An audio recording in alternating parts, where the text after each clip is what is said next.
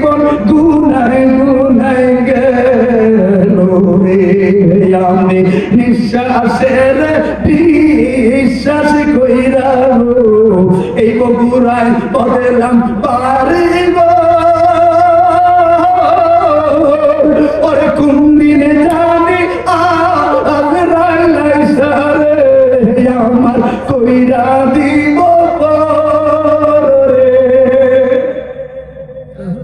আমার সোনার জীবন গুনায় গুনায় গেল সংসার সংসার কইরা বলে আমি সংসার সংসার কইরা বলে করলাম না বন্দিগি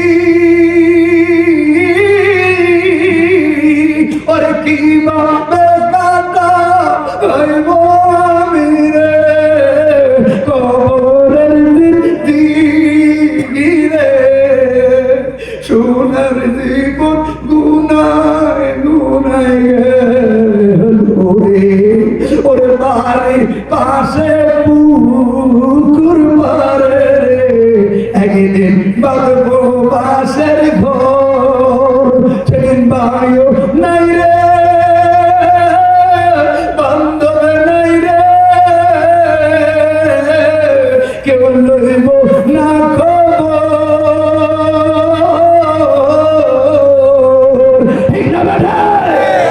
লোকেরা সবাই সমালোচনা করা শুরু করলো নবীর পেছনে যারা নামাজ পড়ছে সব কিন্তু আবু বকর ওমর না আব্দুল উমাইয়া আব্দুল ইবনে সলুলের মতো বড় বড় মুনাফিকও আছে এরা সবাই সমালোচনা করা শুরু করলো এরা বললো কেমন না করে পা রাজ্যের মানুষের কোন সুখ দুঃখে তাকায় না আত্মীয় লোকেরা সবাই উমর ফারুকের কাছে বলাবলি করা শুরু করলো সম্মান থাকতে মসনদটা ছাইরা দেওয়াই ভালো কারণ মসনদটা ছাইরা দিলে অন্তত এই সকল কথা থেকে আমরা বেঁচে যাব উমর রাদিয়াল্লাহু তাআলা আনহুর সন্তান জগৎ বিখ্যাত আলেম মুহাদ্দিস ছিলেন আব্দুল ইবনে উমর রাসূলের পাকের আমলে ছোট ছিল কিন্তু অনেকগুলো বিশুদ্ধ হাদিস বর্ণনা করলেন কিন্তু আজকের হাদিসটা আবু হুরায়রা থেকে বর্ণনা বাবা খেয়াল রাখবা আব্দুল ইবনে উমর বিনায়া বিনায়া চোখের পানি চাইরা কান্দে আর মার কাছে বলে আব্বাকে বলুন ক্ষমতাটা যেন অন্য সাহাবীর কাছে হস্তান্তর করে রাজ্যের ভিতরে অভাব আব্বাকে বা লোকেরা মন্দ বললে নবীর সাহাবীকে খারাপ বললে নবীর ব্যথা লাগবে এই জন্য যারা পারে তারা চলে যান উমর আমার নবীর বড় কলিজার সাহাবী রে উমর ভরসা দিয়েছে ওই দিন যেদিন প্রথম আযান হয়েছে উমর ইসলাম কবুল করে বলছেন দারুল আরকানের চিপায় দাঁড়ায় আযান দেওয়া লাগতো না উমর দাঁড়ায় রয়েছি মক্কার খান কাবার সামনে দাঁড়ায় দিব্যি করলে আযান চলবে আল্লাহর কসম ইয়া রাসূলুল্লাহ সব তরবারি পালাইয়া দিছি লোকেরা বলবে ওমর তরবারির ক্ষমতার বলে উমর এই জায়গায় দাঁড়াইছে না উমর কোন তরবারি রাখতাম না দুইটা হাত সামনে পাতায় দাঁড়ায় রয়েছি এমন কোন খেলোয়াড় আসুনি রে আল্লাহর নবীর বিরুদ্ধে আযানের বিরুদ্ধে ধরে দিবি আমার নবী এখন মক্কার দারুল প্রান্তরে আল্লাহু আকবারে ধরে দিব উমর দাঁড়ায় রয়েছি রে একটা লোক ওই দিন উমরের সামনে প্রতিবাদ করতে পারে নাই আল্লাহু আকবার ওই উমরের কথা বলছি এই জন্য একটা শিক্ষিত লোক ফারুক আযমের কোনো প্রশ্ন করলে তার সহিত আলোচনা করে কথা বলো ঠিক না বেটি ইসলাম অনেক অবদান সাহাবী আল্লাহ কবুল করে ধরে বলুন আমিন তো লাস্টে কথাটা বইলা যাই এবার সমালোচনার ঝড় এমন ভাবে উঠলো না বললে ক্ষমতা রাখছে কিসের কারণ আইতে আইতে দরবারে বৈশা গেল দায়িত্বশীল বাইতুল মালের লোকেরা এখন বলাবলি করলো খাবার নাই করে কেন বয়ে রয়েছে হায় হায় রে এবার সবার সামনে তারা আমার রাগ হইয়া কইতেছে তোমরা কিসের বলাবলি করো আলী ডাক দিয়া কয় আপনাকে সবাই এটা বলে, ও খলিফাতুল মুসলিমিন, রাজ্যের মধ্যে দুর্ভিক্ষ দেখা দিল, লোকগুলো খাবারের অভাবে মারা যাচ্ছে, টাকা আছে তো এই টাকার কিসের লাভ যদি খানায় কিনতে না পারি। সবাই আলীর উপরে ভরসা পাইয়া চিল্লানো শুরু করলো যে আমরা খাবার লাগবে, খাবার লাগবো। হযরত উমর রাগ হয়ে বলছে, দাদা দাদা, আগামীকাল জোহরের মধ্যে তোরা খাবার পাওয়া যায়। কথাটার আপনারা সেই জন্য বলি, গুরুত্বপূর্ণ কথার মধ্যে আপনারা থাকে না, মূল ইমানের সেন্টারটা যেই থাকে ওই জায়গায় মন ঘুরতেন না, তো মসজিদে যাবে কি বাবা? বাবা বড় গুসা হয়ে আমার বলল, আগামীকাল জোহরের মধ্যে খাবার হবে, কিন্তু খাবার হবে খবর।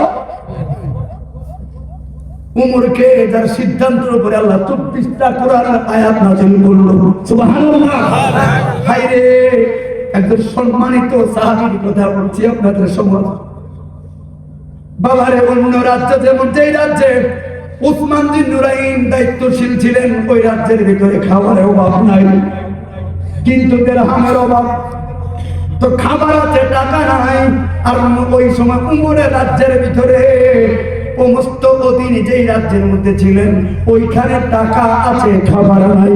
ওসমান বিন নুরাইন চিন্তা করলো, ইয়ামান দেশে খাবারগুলো লইয়া বিক্রি করলে আমার রাজ্যের বড় লাভ হবে। এই জন্য 10 থেকে 12টা মন বোঝাই কইরা ইয়ামানের উদ্দেশ্যে রওনা দিয়ে দিল। মনে রাখবেন, ইয়ামান আর মদিনার রাস্তা দুইটা, একদিকে বাইপাস আলাদা হয়ে গিয়েছে। কিন্তু ভাই উমর পার বললো আগামীকাল জোহরের মধ্যে খাবার পাইবে। ওসমান রওনা দিলেন ইয়ামানে। আর ওসমান রাদিয়াল্লাহু তাআলার সঙ্গে উমরের কোনো যুগ জিজ্ঞাসা কিছুই নাই। বন্ধুরে, বলে আমার আল্লাহ কেমনে সাহাবায়ে কেরামদের সম্মানটা রাখে খেয়াল করবেন। এই জন্য বাবা আজ আছে কাল নাই টাকা পয়সা, কিন্তু দান খয়রাতের মহব্বতটা চিরদিন পর্যন্ত অমর হয়ে থাকবে। এই জন্য তো চোখে চোখে ওসমান বিন নুরাইন কথাটা গলি গলি বলে স্মরণ হয়ে যায়। আয় হায় রে, এবার আদরের ছেলেরা বড় দিশে হারা, বাইতুল মালের সবার টেনশন করতে শুরু করলো, কি খাবার কইরে, কোনো খাবার নাই। এই যে বড় কথা কই হারাইলো, কিন্তু সন্ধ্যা গড়াইয়া গেছে, সবাই ঘুম নাই। কিন্তু ওমর ফারুকের কোনো টেনশন বলতে কিছু কাজ করে না, হাসে খেলে খায়, আনন্দ করলো। স্ত্রী রাত্রেবেলায় বললেন, কি বুঝলাম না কারণটা কি? সবাই তো টেনশনে মরলো গো, আপনি নিজেই কত খলিফাতুল মুসলিমিন, আপনি খাবারের আশা দিয়ে দিলেন, কিন্তু কোনো জায়গায় তো খবর নিলাম খাবার উৎপাদন হয় না, কোনো খাবার কিনারও কথা হয় নাই। তো আপনি যে কোনো টেনশনে দেখলাম না, কিন্তু আমরা তো টেনশনে ঘুম আসে না। ডাক দিছে, বিবি রে, চিন্তা করবা না, ইন্নামা আনা কসম আল্লাহু ইউতি, আল্লাহ দেনে ওয়ালা, নবী বন্টনকারী রে, আল্লাহ দেনে ওয়ালা, নবী বন্টনকারী রে। ও বিবি, মনে রাখো, লাউলা কালামা খালাকতুল আল্লাহ, আমার নবী না হইলে তোর ভান্ডার হইতো না রে, নবী না হইলে কুল্লাহার হইতো না, নবী না হইলে উমর হইতো না, কিছু হইতো না। বিবি, আমার কাছে রোজা মুবারক, তোর ভান্ডারের চাবি তো আমার কাছেই নেই, চিন্তা করবা না।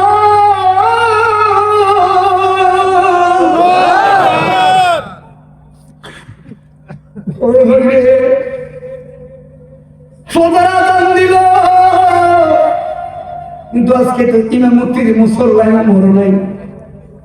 হায় হায় রে, ইশারা করলো ওসমান বিন নুরাইন নামাজের মুসল্লায় দাঁড়ায় রইল।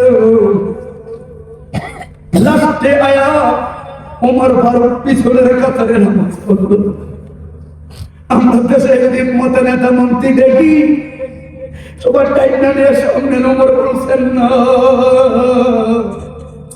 আল্লাহর করে কোনদিন সিরিয়াল বাংলাদেশে কে আগে কে পরে চলে না, ঠিক আছে? আল্লাহর করে সবাই সময় নামাজটা পড়লো, পয়লা সালামটা মেরে আবার দৌড়িয়ে রোজার সামনে পড়লো, দরগাটা বন্ধ করে দেওয়া হলো। সবাই অপেক্ষা করলো 10টা 11টা বাজা যায়। ওমর ফারুক আড়ালে আপনার ওমর দেখলো, আমি দেখতেছি গো আমার আব্বা রোজা মুবারক কত মুবারকের কাছে আমার আব্বা কত কপালটা লাগায়া বিড়বিড় করে কান্দে। এর মানে সেজদা নয়, ওমর এভাবে কান্দা লাগায়া একটা চোখের অপেক্ষায় রইল। মন থেকে দিলওয়ালাদের কাছে এমনি এলহাম চলে আসে। ওমর কয় নূরের নবীর দরবারে গেলে কোনো কিছুর অভাব নাই। নবীর কলিজার টুকরা ওমর যদি আজকে বেজ্জতি হয়ে যায় হইব কি? নবীর দ্বারা টাইম পাইলে চলবো, রোজা থেকে ওমর যাইতো না।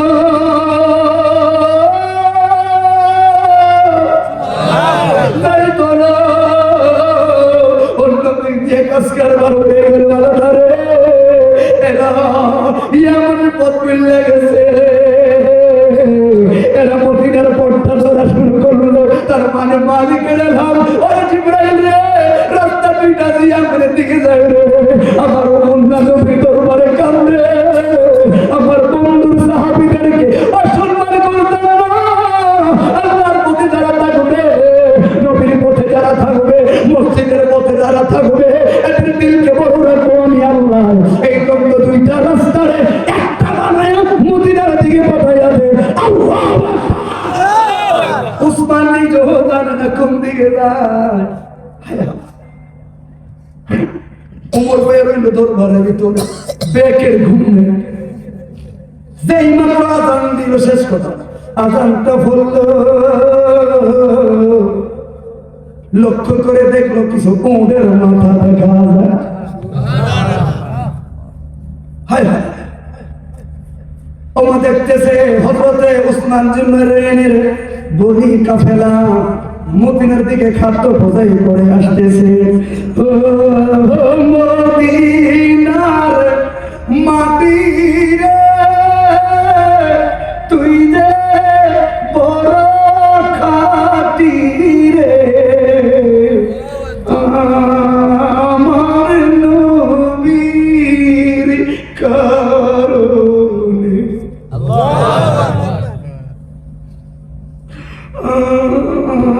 আমার নবী, আমার মনে মানে না গো নবীজি, আর মনে মানে না। তোরা কে আমার দিবে কোন দিকে মদিনা, আর মনে মানে না গো নবীজি, আর মনে মানে না। অহরহ জ্বলছে আগুন, জল দিলে নিবে না গো নবী, জল দিলে নিবে না। ওই আমি মিলাদ কি আমি করলে নবী গো, আমি দরুদ সালাম পড়লে নবী গো, পাই মনে সান্ত্বনা, আমার মনে মানে না গো নবীজি, আর মনে মানে না। তোমরা কে আমাকে দিবে কোন দিকে মদিনা, জবান করে বলুন ইয়া রাসূলুল্লাহ। হায় হায়, তোর খাবার আসলো, জনতাকে এবার খুশি না বেজা? ওসমানকে ডাক দেওয়া হলো, ওমর ফারুক আসলেন। এবার দান কষাকষি চলছে, খেয়াল করো। এটা বুখারীর কাছে হাদিসটা দান করা দরকার। ভাই রে, ওমর ফারুক বললেন, মেহেরবানি করে বহুত পার্টি আছে, আপনি ন্যায্য মূল্যে খাবারটা করে দেন। খাবারের দাম ধরুন 5 টাকা। কয় টাকা? এখন যখন পার্টি বেশি হয়ে যায় তখন এটা নিলাম সিস্টেম হয়, কথা বুঝেন? নিলাম। তাহলে 5 টাকার খাবার বিক্রেতা, একজন ক্রেতা অধিক হয়ে গেল, তোর দাম হয়ে গেল 6 টাকা, তার মানে 1% বেড়ে গেল। উসমান বলে বিক্রি করতাম না গো, আরো দাম আছে। ওমর ফারুক অবাক হয়ে তাকায় রইলেন, কিন্তু আরেকজন কয় আমরা 2% বাড়াইয়া দিব আমাদেরকে। আমরা খাবারে অভাব রে উসমান, 2% তার মানে 5 টাকার খাবার 60 টাকা দিয়ে আমরা নিতে রাজি। দাও উসমান কয় আমি বিক্রি করব না, আরো দাম দেওয়া লাগবে। আরেকজন ওই টাকা আমরা 3% পর্যন্ত রাজি, আমাদের এইটাই হলো সম্বল। উসমান রে অভাবে না পড়লে তোর কাছে হাত পাততাম না রে। তার মানে 8 টাকা তোমাদেরকে দিব, আমাদেরকে খাবারটা মেহেরবানি করে দিও। উসমানে কয় না, মদিনা যে রয়েছি তোলে আরো দাম পায়। হাইরে 1 ঘন্টা দাম কষাকষির পরে একজন বলল 4% দিতে রাজি। আর লোহাকে উপরে যাওয়ার মতো আর নাই। উমর এই পর্যন্ত কোন শব্দ করে নাই। সর্বশেষ একটা কথাই বললেন, আল্লাহর নবীর সাহাবী উসমান, আপনার কথার ভিতরে যথেষ্ট হাকিকত বিদ্যমান। পপুলার মানুষ জ্ঞান থাকলে কথাটা বুঝিয়ে নিতে হবে। শিক্ষিত লোকের বাচন ভঙ্গিটা কেমন? আল্লাহর নবীর সাহাবী, আপনার এই কথা কার্যক্রমে যথেষ্ট হাকিকত বিদ্যমান। উসমান মুস্কি হাসে বললেন, দাম দেওয়া লাগবে, এত কথা চলবে না। 4% পরে 1 ঘন্টা, তার মানে 2 ঘন্টা কেটে গেল। কেউ কি আছেন, কেউ কি আছেন? নিলামে এখন আর বাড়তি দিবেন কয় পার্সেন্ট? 4% বাড়তি হলো। ডাক দিল, কেমন না রাজ্যের ভিতরে থাকেন, আপনার রাজ্যের লোকেরা এই টাকা সম্পদের 4 গুণ মাত্র দিব, 10% মাত্র 4 গুণ দিব, তার মানে 4% দিব, এর বেশি বাড়তে চায় নাই। উমর কি ভুলে গেলেননি? আপনারা নবীর করে টুকরা সাহাবী, আমার নবীর নবী শহীদ তিরমিজিতে ব্যাখ্যা করে গেল, কেউ যদি মসজিদ মাদ্রাসায় আল্লাহর রাস্তে 1 টাকা দান করে দেবে, আমার আল্লাহ হাসরের ময়দানে তার 10 গুণ মর্যাদা বাড়ায় প্রতিদান দেওয়া হবে। আল্লাহু আকবার। আপনারা দিবেন মাত্র 4%। ওমর ফারুক, আপনি বলেন না আমার মাওলাই আমার হাসরের ময়দানে 10 গুণ দেওয়ার লাগে বলে রয়েছে, আমি আপনার 4 গুণ নিব কোন আশা? মাওলা পাকের 10 গুণ আমার লাগবো। এই জন্যই পুরা 10টা উটের খাবার আমি আল্লাহর রাস্তে মদিনার লোকদেরকে দান করে দিছি। কেন রে? এবার বলে উসমান না জান্নাতি নিজেই জানতো।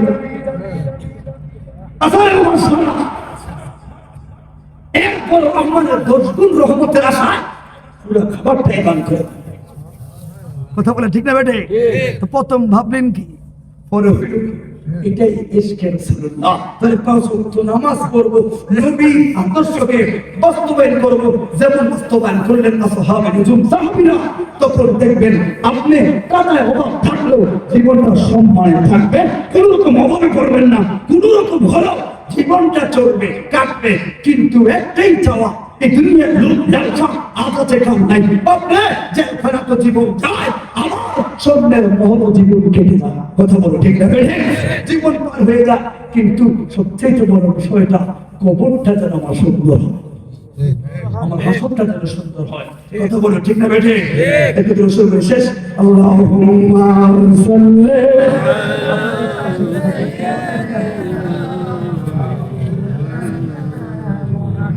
وعلى آله